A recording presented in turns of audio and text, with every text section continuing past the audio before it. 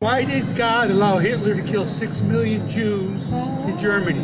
Why does God let normal, healthy, innocent children die of natural disasters and severe diseases and war? Ultimately, Doesn't this prove that God is disinterested in human affairs? And if he is disinterested in human affairs, why would anybody worship him? I always love this argument, and trust me, as a former Catholic and as somebody who is faith-based, I do worship Christ, but I'm not a Christian, because Christians, in my experience, are some of the fucking biggest hypocrites on the planet. This question always chaps my ass when it comes down to, well, if God is so all-loving and all this, why does he allow babies to die? Well, you know what? I'm going to tell you. In the Catholic faith, growing up Roman Italian Catholic and growing up in the Catholic Church, we were taught Matthew, Mark, Luke, John, and Old Testament to the point where, oh, you got a hangnail today? That clearly means God's pissed at you, right? I wasn't taught Hebrews, Romans, anything else until I sat there and I went into Bible study as an adult with reputable Christian mentors and leaders. Here's the point. Number one, for the conversation of why would God allow all this stuff as this man wants to sit there and claim, there's a very simple answer. It's Romans 8:28. And it's the definitive verse of the Christian faith. I know everyone likes to say John 3:16. It's Romans 8:28. And I guess they did a survey of tons of pastors throughout the United States, or maybe this was worldwide. I do not know this, but what was told to me is 75% of the pastors that were surveyed stated that if there was one book that they could choose to teach from the Bible, it'd be Romans 8. And that's probably the most highlighted and underlined and referenced book in the Bible. But Romans 8:28 says this, and we know that for those who love God, all things work together for good for those who are called according to his purpose. So call it whatever you want, and you can reference Proverbs 3:5, do not rely on your own understanding, or Isaiah 55:8, I believe it is, my ways are not your ways. This is what I'm going to put to task to you to think about. All things work together for good.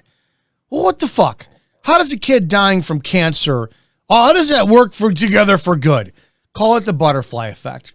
Call it that some mom on the East Coast loses her child to death, and whatever she goes through, heartache and pain and anger and whatever else, it's going to touch like a pebble thrown in a pond that causes ripples and could eventually cause a tidal wave. It's going to cause her interactions with other human beings on any level. And I don't know if it takes 1,000 separations of that woman or 2 separations of that woman, but somewhere along the lines, what is the possibility that Jane Doe's dead child in New York, by the time it reaches me in Chicago, I never know about it, but the chain of interactions, it could be I read a comment from somebody who posted third party and this and that, whatever it is, causes me to get my faith closer to Christ.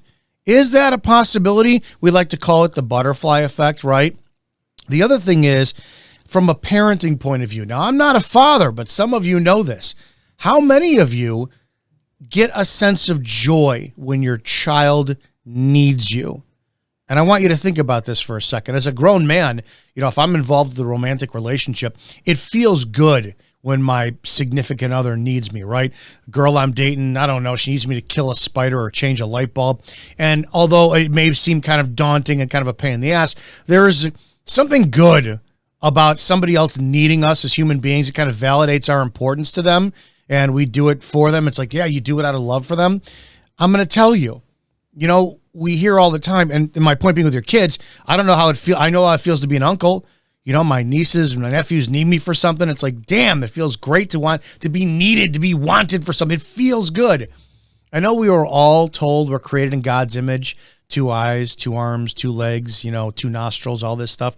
But is it a possibility that the emotions that we feel also on some level, some fraction of a percentage, reflect what the Father, what the creator of the universe feels and felt for us? Don't forget, Christ was 100% God, is 100% God, and was 100% man on this earth, and he chose, and he felt every single thing we feel. So the next time you get some atheist or somebody who's a lapsed Christian It says, I left the Christian faith because I can't believe that God would author or allow any of this shit on the planet.